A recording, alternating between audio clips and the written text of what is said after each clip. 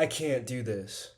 At least, that's what I thought when I sat down contemplating quitting this challenge. But how did we get here?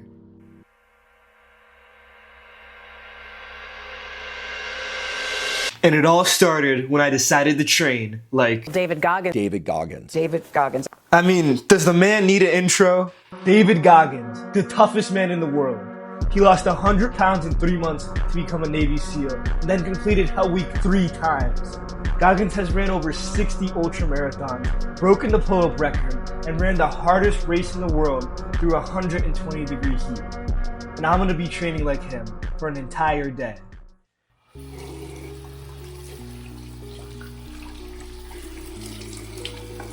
It feels illegal to be up. It's 3:30 and it's dead silent. I've never been up this early. But I'm up this early because I'm training like David Goggins. And David Goggins starts his day with a run. So that's what I'm going to do. But the very silence I complained about was actually the reason I'm up so early. Nobody wants to wake up super early and run. But having the discipline to do so while no one else can is a complete mental edge. While everyone was still in their warm, comfy beds, I was out putting in the miles. So I'm about halfway through. This is taking me a lot longer than I expected, but someone's got to carry the boats. But I didn't get much time to relax, because right after the run, it's time for the gym. David Goggins does extremely high reps in the gym. So today, I'm doing 100 reps on every exercise.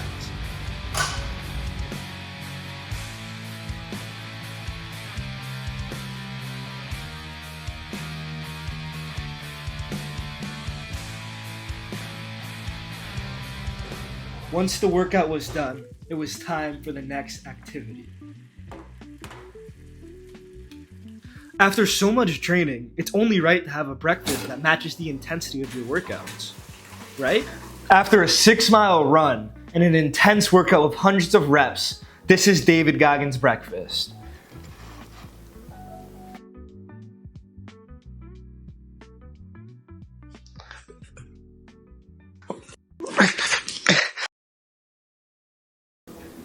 What the fuck did you expect? Banana. After angrily eating my banana, the next thing that would be on the schedule would be to study for the ASVAB test.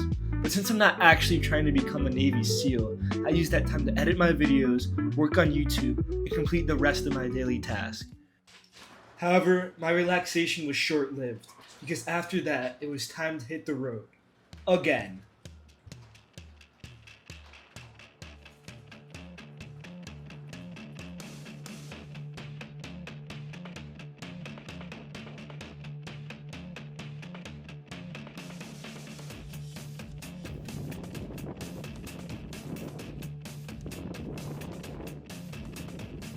My legs were super sore and it was extremely hard to pedal.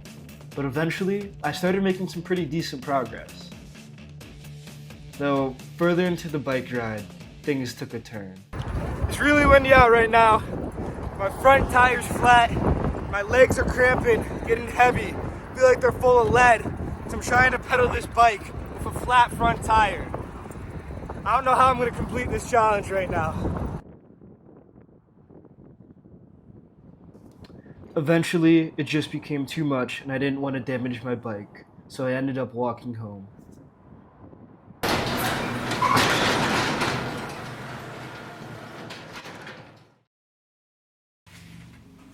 The next thing on the list was stretching and meditation.